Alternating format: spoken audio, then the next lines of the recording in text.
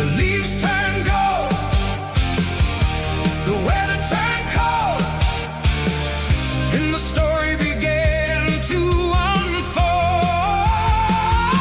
It's 1976, a season still alive.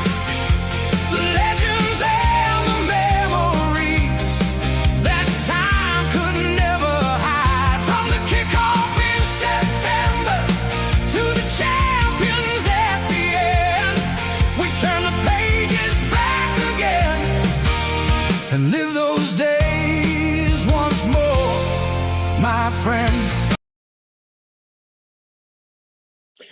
Welcome back to Pigskin Glory, football 50 years ago today, as we look back at what was happening around the football world on Wednesday, August 11th, 1976. We started with the NFL transaction wire. Atlanta placed defensive back Ron Mabra on injured waivers and picked up linebacker John Babinetz from Philadelphia. Cleveland released Joe Beauchamp. Chicago made several cuts. Miami waived Chandler Williams, and San Diego traded guard Haler Hagen to New Orleans. In Arkansas, authorities had an unusual problem on their hands. 3 Arkansas football players had reportedly been missing for 4 weeks. With no charges pending, authorities weren't assisting in the search, but the players were expected to report Saturday night with practice beginning Tuesday. Our next newspaper page gave us several stories at once. Ole Miss opened preparations for the 1976 season, while former Mississippi Valley State quarterback Parnell Dickinson expressed concern over mistakes as he prepared for another year in the pros, and the Buffalo Bills and New Orleans Saints were preparing to meet in an exhibition game at Niagara University. If you want to read the actual stories, make sure you find the Facebook page, Pigskin Glory 50 years ago today. Out west, BYU was picked as the favorites to retain the Beehive Boot, awarded to the Utah school with the best record against its in-state rivals. BYU coach Lavelle Edwards had quarterback Gifford Nielsen returning to lead the Cougars. We also met Linda Jefferson, a professional football star with the Toledo Troopers, who was proving she was an athlete in more than one sport. Jefferson had also excelled in track and spoke about the challenges of playing women's professional football. Our Football Digest post of the day asked, who won the 1976 NFL Draft? The magazine gave the New England Patriots a perfect 10, with Cincinnati and Tampa Bay close behind.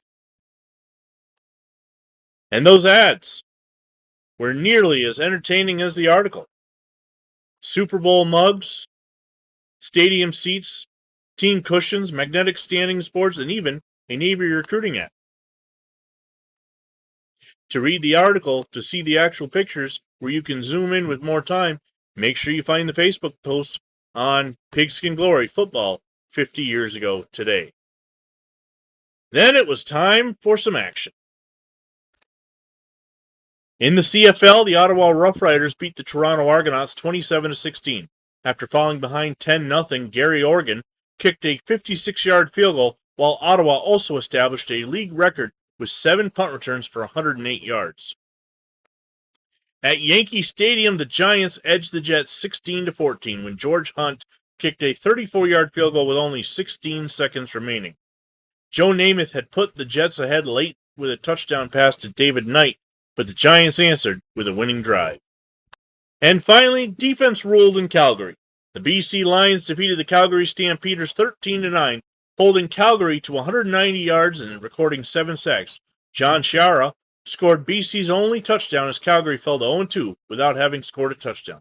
And that's our look back at football world of August 11th, 1976. If you're enjoying our trip through football history, be sure to like, share, and subscribe. Turn on that notifications bell on YouTube and join us tomorrow as we move ahead one more day, because every day has a football story, and we're bringing them back 50 years later.